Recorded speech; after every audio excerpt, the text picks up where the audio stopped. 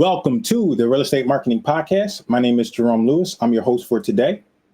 The Real Estate Marketing Podcast is a podcast where we talk real estate, marketing, business, and leadership. We talk these things for real estate agents, real estate investors, and real estate entrepreneurs. The Real Estate Marketing Podcast is a podcast that has two purposes. Purpose number one, to educate and inform our audience and listeners. Purpose number two, William, to highlight you, your business, your service, in a way that provides value to you, including market exposure and content creation. With that, we have a very special guest. I'm actually a little excited about this one, you all. William Tingle. He is an investor, coach, speaker, and author of the 12 House Blueprint, who in 1999 ordered a Carlton Sheets Nothing Down course off of a late night TV infomercial. Exactly 1 year later, he left his job for good and started investing in real estate full time. Since then, William has bought hundreds of houses across the US, most of them using the creative method known as Subject to. After achieving massive success in 2003, he began teaching others his techniques and has since that time trained and coached thousands of students all across the country to become financially successful real estate investors. William hosts the Sub 2 Deals Show podcast, sub2deals.com and williamtingle.com. William, I'm excited that you're here. Welcome to the show. Well, Jerome, thanks so much for having me, man. I'm excited to be here and share some information with your followers. I'm excited that you're here. I've been trying to connect with you because of one of my mentors before, and it's been some time in between. So I'm excited. I'm genuinely excited that you're here. Well, man, I'm honored. So I mean, just let me know what I can do to help you and the people that are listening to you. Absolutely. I'm excited too. And we're going to get to it, but I work with agents and other investors and people, and I'm just like, I don't have anywhere to send them to in regards to the subject to topic. So we got this podcast now, and now we have you as a resource. So I'm getting a little excited about that, but I'm jumping ahead. William, tell us in your own words how you got to where you got to in real estate today. Man, I don't know if we have enough time for that. It was a long path to how I got where I am. I'll tell you, I'll try to make it as short as I can. Okay. And I'll include some stuff because I think that's important for people to understand that if I'm sitting where I am, anyone listening can be sitting in the same place. I was born to two teenagers in a small town in Mississippi. They were divorced before I was one, and I was raised by my alcoholic grandparents. My mom remarried when I was 12 and to a guy that beat the crap out of me every day for 3 years until I was 15, and I ran away from home. And I've been on my own since I was 15. I had to quit school in the 9th grade because when you're on your own, you have to work to support yourself. So that's what I had to do. So that's important because if a middle-aged guy with a 9th grade education from a small town in Mississippi can do it, anybody can do it. I got lucky, I guess, in a way. I got a job as a dishwasher in a restaurant, and I always believed if you worked hard, you'd move up, and I did. And 20 years later, I was director of operations for 3 states for a national fast food chain, and I made decent money in 1999, 60, 70 grand a year, especially for a guy with a 9th grade education, but I was stuck. I was married, I had 2 small kids, I didn't have any other education or a college degree, and I was like, how can I get out of this working 70 hours a week, never seeing my family? And one night, just sheer desperation, I ordered a Carlton Sheets infomercial course. And I'm sure most of your listeners probably don't know who he is, but if you Google him, you'll find out he was one of the original infomercial gurus back before social media. But I ordered the course and I started doing what the course said. I started calling people that had houses for sale, and I started buying houses. And, a year later, I bought enough houses to replace my job income. I quit my job, and I've been a full-time investor ever since.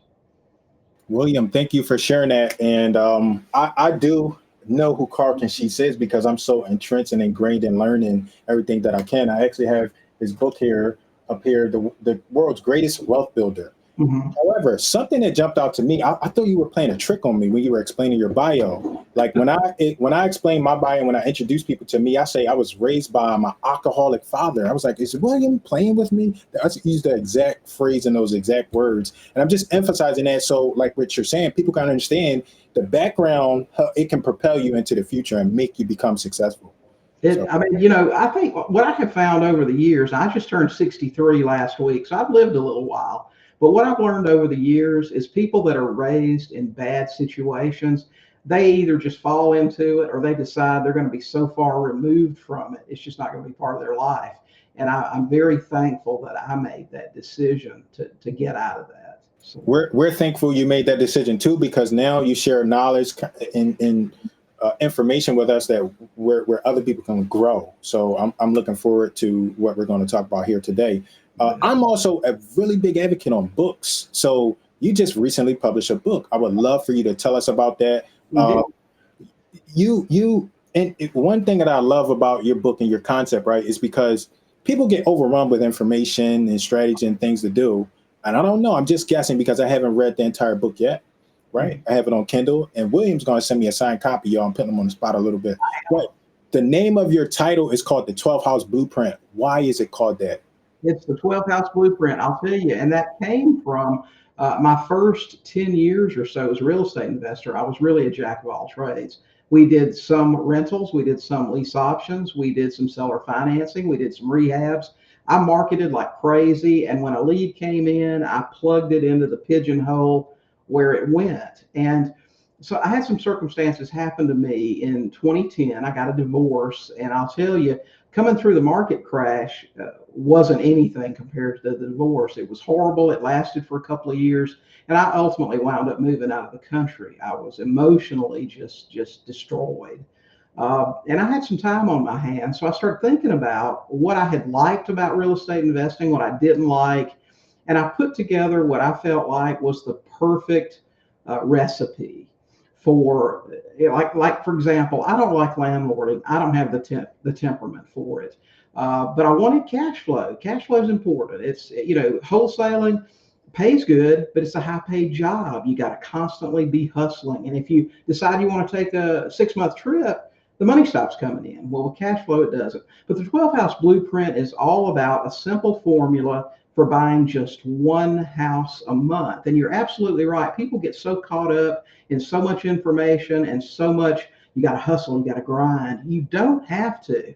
You can buy one house a month, one carefully selected house a month, and inside of a year, leave your job, be making 6 figures, and go on to make over $500,000 a year inside of 36 months if you follow the formula.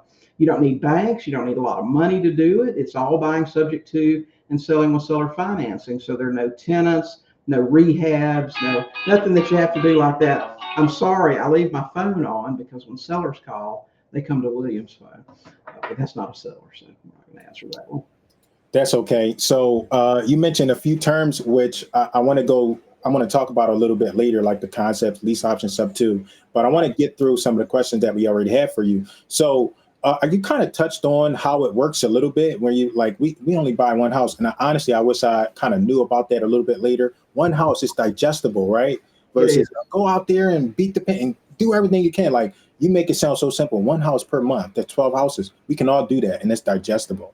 So. Yeah. Like, can you go into a little bit more detail on how it works and your intention behind the 12 House Blueprint, please? Well, what I have found over the years and a lot of students is that most people don't want to be a real estate tycoon. They don't want to own 10,000 doors. They see real estate as a way to financial freedom that will change their life. And the reality is just a few houses a year can do that. Most people get interested in real estate, buy a course, buy a few books, do whatever, and never buy a house. But if you can just get that proof of concept, if you can just buy a couple of houses, see a nice payday, the rest of them are so much easier. With the 12 House Blueprint, it can be, if you don't have a job, if real estate's all you want to do, it can work. It can provide an excellent income that puts you in the 1%ers club. But if you are one of those people that have a job you really love and you really enjoy, it's something you can do just a few extra hours a week, buy that one house a month, and your retirement's set. Your kids' college is set. You can retire your parents. They don't have to be a greeter at Walmart. So it's something anybody can do, whether you like your job and want to work or whether you want to be totally free. It doesn't matter. And it's not overwhelming.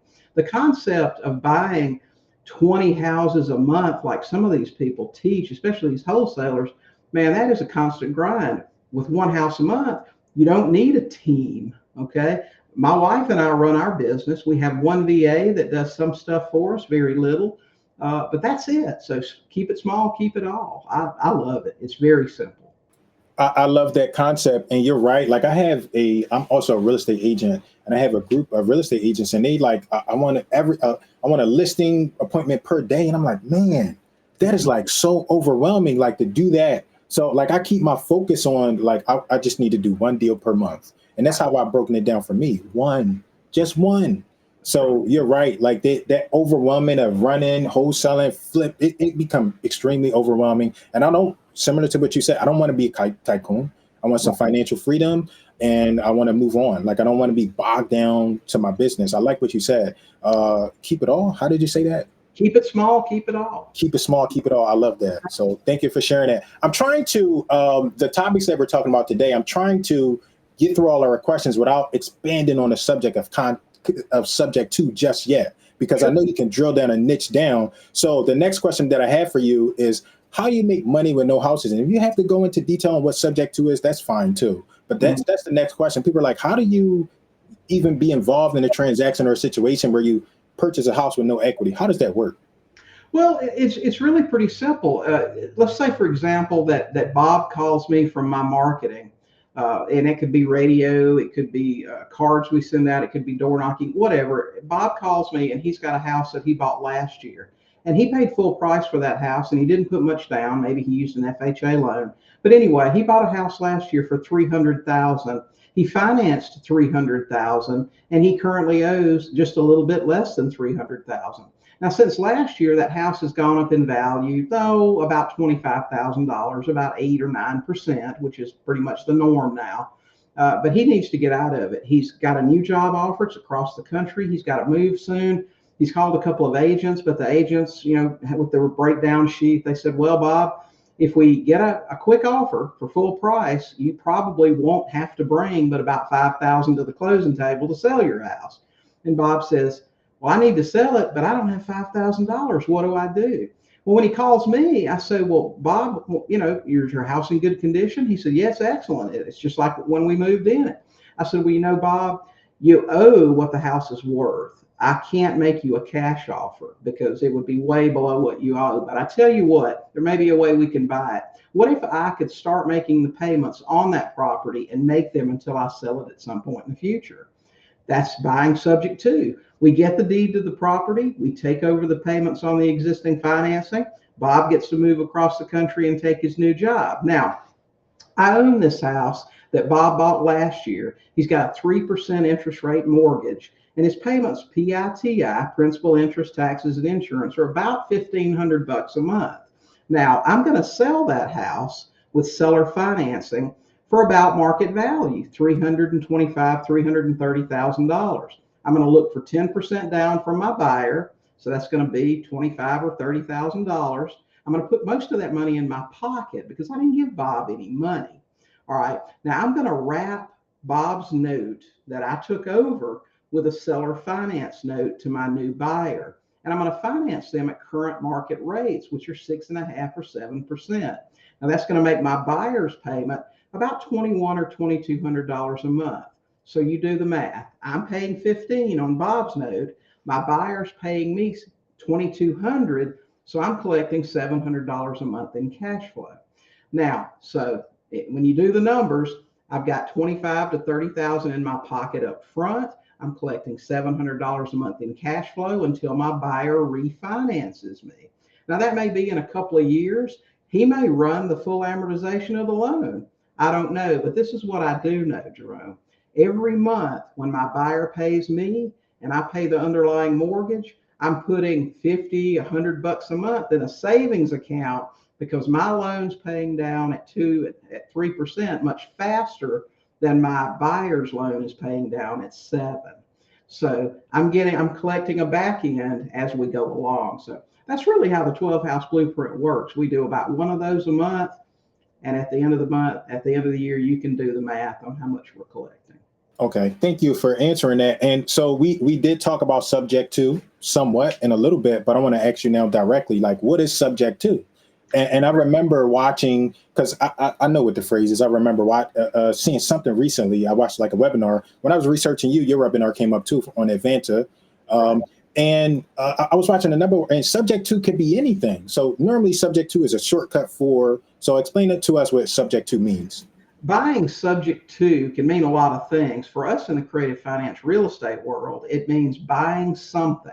That can be a house, it can be a car, it can be anything that you can have financing on. If you go out and you buy a car tomorrow, Jerome, and you decide next year you don't want it, I can buy that car from you subject to. You can title the car over to me, and I can take over the payments on it. I own the car, but the financing you got still in place. That's how we buy properties. When you go out, a lot of people confuse a deed and a mortgage. They're not the same thing.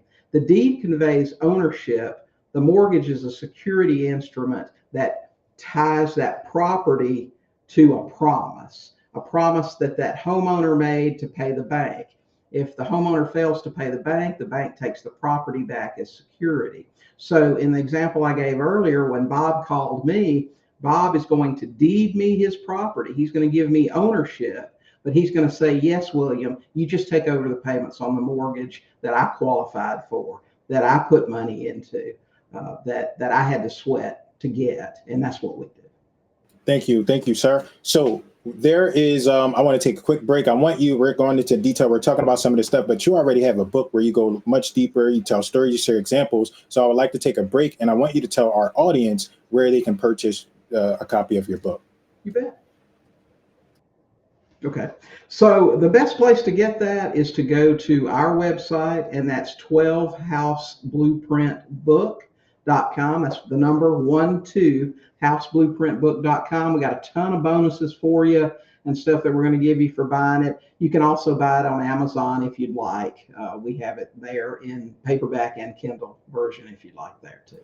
Excellent. Thank you. And I'm going to get me a signed copy. Somehow we're going to talk about that offline, but I'm going to get me a signed physical copy. I need it, right? Especially when you come back for the second episode. So the next question that I have for you is, you hear this a lot. Why would a seller or a person do something like this? They want all of their money out the property. Nobody's going to be open to these ideas. What's your perspective on that?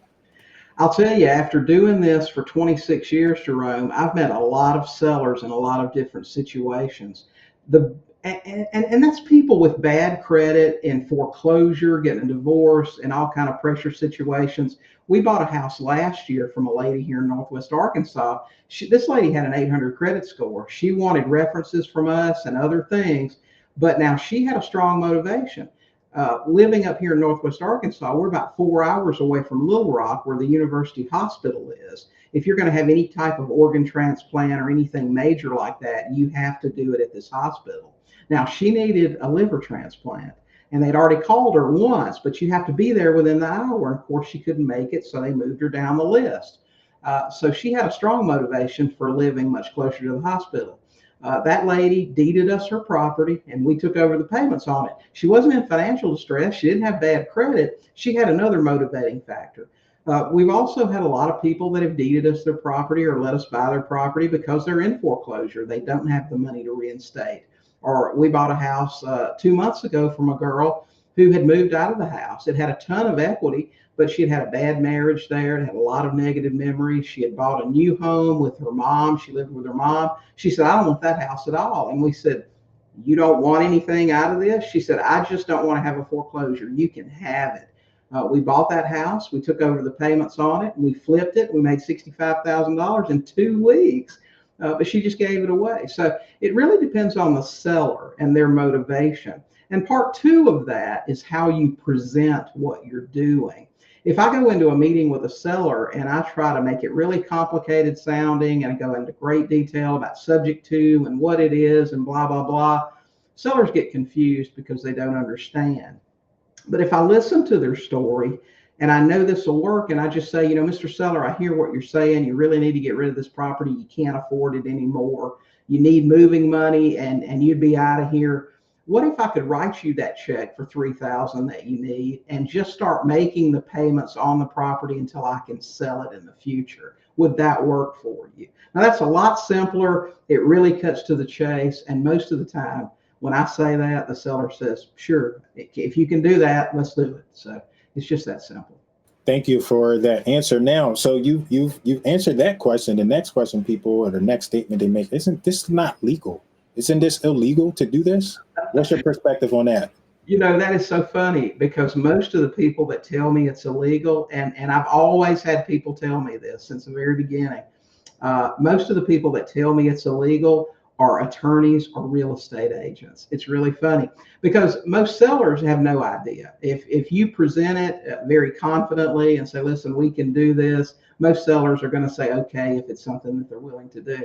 But when I have an attorney now or a real estate agent tell me that it's illegal, I direct them to a HUD or an ALTA form, line 203 or 503, that says existing loans taken subject to. It's built right into the form that's used thousands of times a day across the country every time people buy and sell a house. Excellent. That's a great tool because I get to learn where to point people to. So you're so skilled and you're such an expert in it. I'm like brand new to creative finance. So you've given me a tool. I'm going to listen to this again. I appreciate that.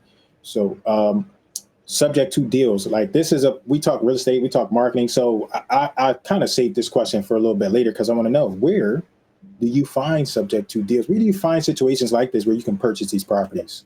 What's your best? I'll tell you that, and that is a really popular question too. Like finding a sub 2 deal is so much different than finding any other deal. It's not about the type of deal; it's about the seller and the situation.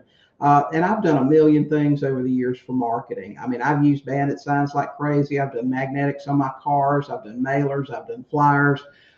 You name it, I've done it. These days, doing the 12 house blueprint, the number of leads we need is so much smaller to buy one house a month. We mainly market two ways now. One is radio. We're on 3 radio stations here locally. And the second way is door knocking. I like to get face to face with people and talk to them about their real estate problem. We live in what I call today a fast food type industry. Everybody wants to text. I'll give you an example. I got a house under contract last week in a small town in Missouri, and we put it on Zillow and we put it on Facebook Marketplace. We're just going to flip it, for just like wholesale it more or less, this particular house. And I've already, all morning long, I've been taking calls from people that are obviously investors, and it's always the same spiel. Tell me a little about the house. Are you flexible on your price? Okay, let me talk to my team and see if I can get back to you. Listen, it doesn't take but a couple of those calls and you figured it out. I knock on doors. I knock on doors of people in foreclosure, and I let them know, listen, my name's William. I'm here today because I understand the bank's trying to take your house. I'm here to see if there's any way that I can help. That totally disarms people. They don't get angry with you, and they ask you, how can you help me? Well, do you want to keep your house? And if they want to keep it, we try to work with them to figure out a way for them to keep their house. We don't charge them for it. We have a conversation with them.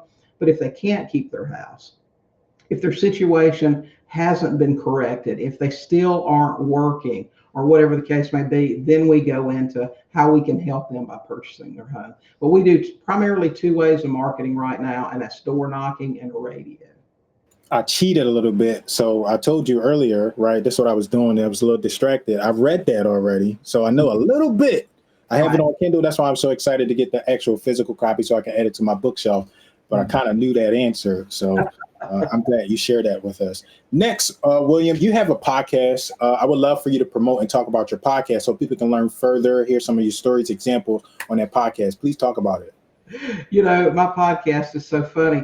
About 6 years ago, I decided I wanted to do a podcast. And, a lot of people talk about doing a podcast and they just never get around to it, or they buy a big fancy microphone. I've got a much better studio now than I ever had before. But one day I decided I was going to do a podcast, and I had this little Sony microphone in my desk drawer. I literally opened my desk drawer, plugged it into my computer, and downloaded a free copy of Audacity, and I just started recording. And my first few podcasts were, what is a subject to deal? How do you find motivated sellers? What is lead tracking? Just the real basics. And it's really funny.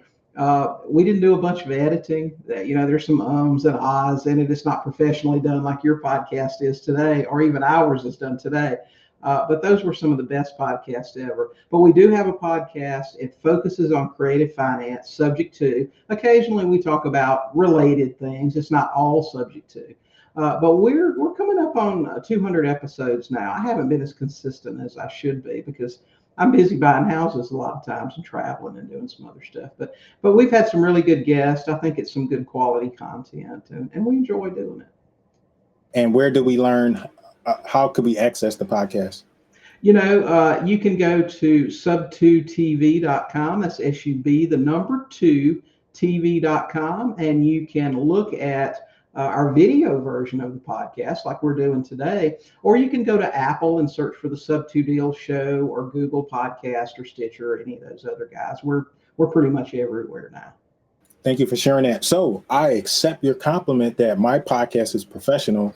And the reason why is because I did that. I've done that too. I had a coach and she was like, start a podcast, just do it. Because a lot of people talk about I'm going to do this. I'm going to write a book. I'm going to start a podcast. I'm going to do a YouTube. And they never get around to that. So one of the things that I keep this podcast is very raw.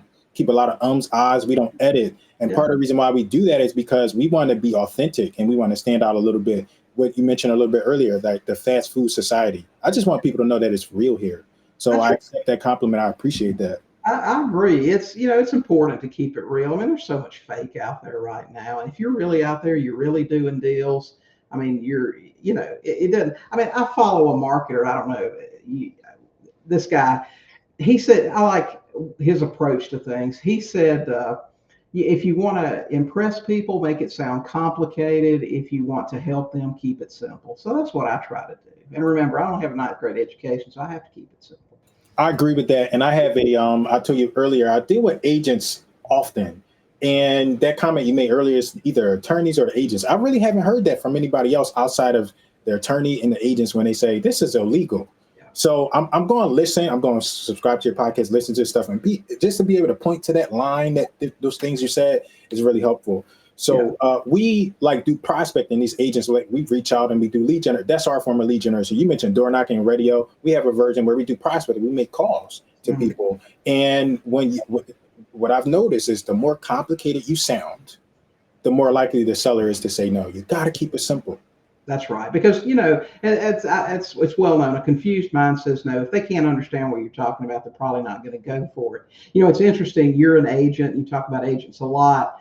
And I've had problems with agents all of my investing career. There's always been this love-hate thing with agents and real estate investors. But I'm going to tell you, Jody and I moved here to Northwest Arkansas about 2 years ago. And we decided we were going to try to do things a little bit different. We were really, really going to give it our all to try to network with agents and develop a lot of good agent relationships. And that didn't work out well for us. I got to tell you, this interesting little story. We were getting some great deals when we first moved up here in one of the hottest sellers market in the country. Everybody told me you can't get a deal up there, man. We were knocking them out left and right. I mean, our average profit on a deal from last year was over $71,000. We actually retailed a lot of those because there was so much equity, and we just said, why not put it in the bank? Put it in the bank while we can. And I'll tell you, we had one of the biggest brokerages here send out a memo to their 200 agents telling them not to work specifically with us, calling us by name because we were shady.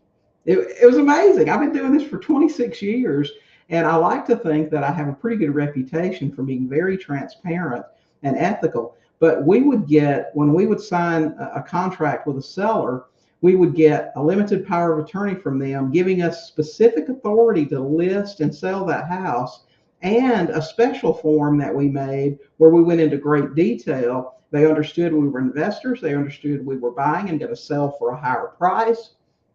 They understood that we could list the property if we wanted to, and they were in full agreement with that. And still those agents said we were criminals.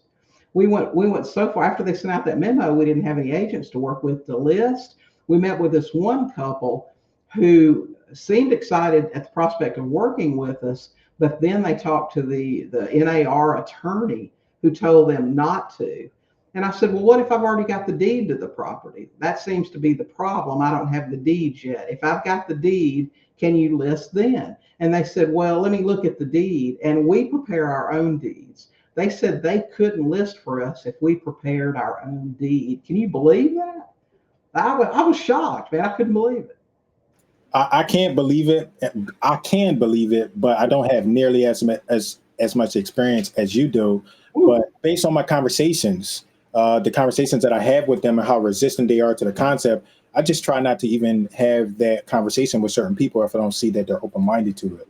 I'll tell you, they went this far. 2 months ago, they initiated a rule in the local MLS here that they no longer recognize equitable interest. No longer recognize equitable interest. And that they did that to keep people like us from listing a property that we have under contract. Now, listen, I'll tell you this, Jerome, I understand wholesaling and how wholesalers that don't have the money to close a deal, if they can't find a buyer, they let the seller down and all that stuff. But I've never put a house under contract I didn't have the money to close on. And if I found a buyer through the MLS or not, I would have still closed. I'm just trying to get a 30-day jump on stuff. If I don't intend to keep it, why should I have to insure it or do any of that stuff? But I'm going to tell you, man, I couldn't believe it. And so I said, well, what about people that, let's say that I own a home that I bought 10 years ago on a contract for deed, and I've decided I want to sell my property. You're telling me I can't list it on the MLS because I don't have the deed to it, even though I've owned it, had all rights of ownership for 10 years because all I have is an equitable interest? Yeah. Wow. That's crazy. It is crazy. And you know what? Like for me, like I'm in business. Of course, we all want to win. We all want to gain some benefit. But when we do stuff like that, we regulate, we push people out to like other stuff that's not in our box. We're doing a disservice to the industry. I think a lot of people lose out because of things like that. It's strange to me. I would like to hear your perspective on that. Well, I mean, for sure they're short-sighted, and it seems like the more bad news that realtors get, the more they dig in. I did a podcast a couple of weeks ago on some new proposed legislation in North Carolina. I don't know if you're aware of it or not. It's only a 3-page bill right now that's in front of the government there. But you'd have to read this. I'm telling you, it almost leaves me speechless. It serves the long game for the NAR. Now I know you're an agent, but listen, like I said, I've had problems with agents forever. The NAR, their ultimate goal is for no real estate to be bought or sold without their hand in it. That's what they want. But this bill, and I'll just give you one of the points in it that is crazy. I mean, crazy with a K, right? Is that you cannot, if this law goes through, you cannot, as an individual, communicate with a property owner in any way. And they spell it out by phone, by fax, by email, through oral communication, which means you can't have a conversation with them. Any property owner to purchase the property they own unless you intend to occupy it, unless you have an agent. That is nuts. You're going to limit my ability. Let's take this to an example on what this means. Jerome, let's say that your next door neighbor, you're out trimming hedges one day, and you're just having a conversation, and he says, you know what? He says, I job offer. I got to move across the country. I'm going to sell my house. I've got to sell it in a couple of weeks. I don't know what I'm going to do. If I'm going to be able to find a buyer, I'm probably going to have to discount it, blah, blah, blah. Maybe you're just thinking about your retirement in 20 years. And you think, man, it'd be great to have this house would be a great rental. It's right next door. But guess what? You can't do. You can't even continue that conversation with that person, or you're committing a felony because you don't have a licensed agent handling that transaction because you don't even occupy it. That's insane. I do. So I am an agent, but before I became an agent, I was an investor. So I think I have a different mindset and mentality than a lot of agents and a lot of that regulation. And honestly, I don't see how it serves people to put that much because the creative finance space, you can do so many other things beyond what it is that people need. So well, they're calling this a wholesaler bill, but all throughout the bill, they say wholesaling activities and other related activities. Their full intent for this is to shut down real estate investment if there is not a licensed agent involved in the transaction. Yeah, I don't like that. How can we fight back about stuff like this? The only thing you can do is contact, the people that represent you in that state. This wasn't a wild goose chase that the AG dreamed up. Now, the NAR is behind all of this. And like I said, read the bill. I'll send you the link to it. You can put it in the show notes if people are interested. It's only 3 pages. It's a short read, but this was a well thought out. How can we shut this whole thing down? And honestly, I don't think it'll pass in its present form. It'll get watered down a little bit, but again, it's like the frog in the pot. They're going to take a little bit at a time until they get where they want to go. They're not going to turn the flame up wide open in the beginning. They're going to try to go for it, and since it gets watered down, we'll feel like it was a win, but it's not a win. They're taking all of your rights away. I see that happening because I'm in Philadelphia, and they start like you have to have a license to like wholesale in Philadelphia, but it affects the other stuff around it. And I do understand their intent, because you got some bad investors out there overall. And then like specifically, like a lot of trouble happens with the wholesalers. They promise the seller, you're going to get this, and then they don't get that. So I do understand that regulation and that push that they're doing, but I don't see how it like, I see the aftermath of how those things works too. And sellers their hands are tied because they can't do anything else outside of sell it traditionally on the market through the MLS and whatnot. Yeah. Well, you have bad actors. Obviously, anywhere there's money to be made, there are criminals. But you can't punish everybody for what they might do. I think you have to punish people individually. You have to make certain things a crime. Like, for example, if I'm a wholesaler and I run out and every house I get under contract, I go file a memorandum, and I fail to purchase that house, but I don't go release that memorandum.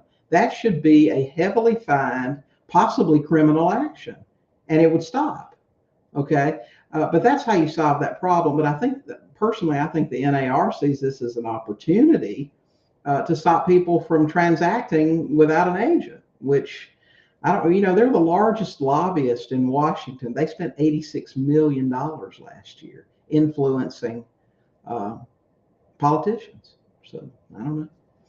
Thank you, sir. Thank you for sharing that. I'm going to push us to some more optimism. So I want to find out how we can help you. So the way I like to ask this question is I like to ask, how can someone add immediate value to you or your business? And my favorite example is like, I'm like, hey, I have a book. You can purchase the book. Or, hey, I just released a podcast episode. Go like it. Go rate it. Those are some ideas that you can do. So how can someone add immediate value to you, William, or your business? Well, what you said is a great example. Certainly we have a book. If you don't want the book, or you don't feel like spending $20, there's several things you can do for free. Go to our YouTube channel at sub2tv.com. We've got over 800 training videos there. I mean, I lay out everything we do in our business. We don't have any secrets. You can go over there, check all of those out, watch them, like them, thumbs up them. And subscribe to our channel. You can also go listen to our podcast. You can listen to it over on Apple. Give us a 5-star review, or rate us honestly. If you think it sucks, we'll take the feedback. Any of those things would be great. We would love to have you as a follower. We love to teach. And so doing those 2 things would be great. Excellent. So I'm going to do that. That's one of the reasons why I asked, so I can support my guests as well. I'm not sure if I have your address or not, but I also like to send out a thank you package to my guests as well. So I'll probably email you or message you that. The next question is very similar, but this time it's long-term value. So a good example might be, hey, bring me a customer that's looking to get out of a situation, a sub-2 situation, or bring me a customer I help people with marketing. Bring me a customer that's going to be a long-time marketing customer. So how can someone bring long-term value to you or your business, William? Well, if you are a wholesaler and you've got deals that don't make sense for you, maybe they're over leveraged, you can't make a cash offer, contact me. We pay referral fees for that sort of thing. We buy houses all the time. So yeah, that would be amazing. And we can show you a few things about creative finance along the way too. Excellent. Thank you for sharing that. I would love to hear from you. One more thing. I want to hear another case study, another example on a deal you've done, and then we're going to get you out of here. Oh gosh, let's see. There's so many. I'm trying to think of a really interesting story. Most of them aren't as interesting as you would think. Gosh, I don't know. They all seem so vanilla to me now. Like we had the lady I told you about already that had to have the liver transplant. We had the lady a couple of months ago that had already moved out of the house. Just trying to pull one out. Oh, well, we bought a house once from a couple. Now this was probably 10 or 15 years ago, but this is probably the most interesting one that I've ever done. We had the house under contract. They were getting a divorce. We had it under contract, and while we were waiting to close, the lady was arrested and charged with hiring a hitman to kill her husband. Now that was a pretty interesting story. They were motivated sellers. They were getting a divorce, and they, of course, they were fighting over. The judge had decreed that they had to sell the house, and the guy was wanting to make us a really good deal on the house. He didn't care that he wasn't going to make much money, but he didn't want her to get much money either. So you can see they were already at odds with each other. But that was pretty interesting. She had to complete her paperwork from jail because she was arrested for trying to kill them. I know it, man. There's all kind of people out there for sure. Yeah, that is definitely an interesting one, and it's memorable too. So I encourage you to keep that one in, like. I had to go to the Wayback Files for that, but yeah. Yeah, bring that one up front. People will remember that one. That is very interesting. William, tell us, please, how we can learn more about what it is that you do online, your books, your podcast, social media stuff. Tell us how we can learn more about you. Well, you can follow us on Facebook. I'm all over Facebook. Okay. Again, you can subscribe to our YouTube channel. We release two new podcasts and a video every week over there, along with some shorts and things like that. Our podcast is out there. We have a couple of coaching programs if you're interested in coaching. We also do a JV partner program that we just started back up. We hadn't done it over 3 years. If you're a member of our coaching program, we'll JV partner with you, and we'll put up the money for the deals. So, that's a big deal right there. So if you want to contact us about that, you can. Oh, man, I forgot. Can you please tell us about your coaching program? Well, we've got a couple of coaching programs. We have $7 coaching, which is $7 a month. You don't get a lot of access to me, but I do answer questions every week on a live inside the group. And then we have our premium coaching, which is Max Platinum. And it also includes the JV partnership. And like I said, with that, you get the group coaching from Max Platinum. You also get me one-on-one on a monthly basis. You get my phone number so you can call me with a deal, and we do put up the money. So to me, that's just an added security measure. If you're working with a coach and they'll put up the money for the deals, and the deal isn't good enough for them to put up the money, you probably shouldn't be doing it either. But we've been pretty successful with that. So you got a coach in there, not only telling you what to do, but actually doing the deals with you. Absolutely. Showing you, which I'm a huge advocate of. Show me. Don't tell me. Don't just tell me. Actually show me. So, William, this has been excellent. If you could close us out with one word, no explanation, what word would that be? Certainty.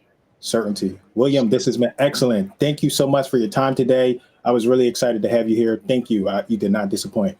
Same here, Jerome. I appreciate the invite. It was an honor to be here, and thanks so much.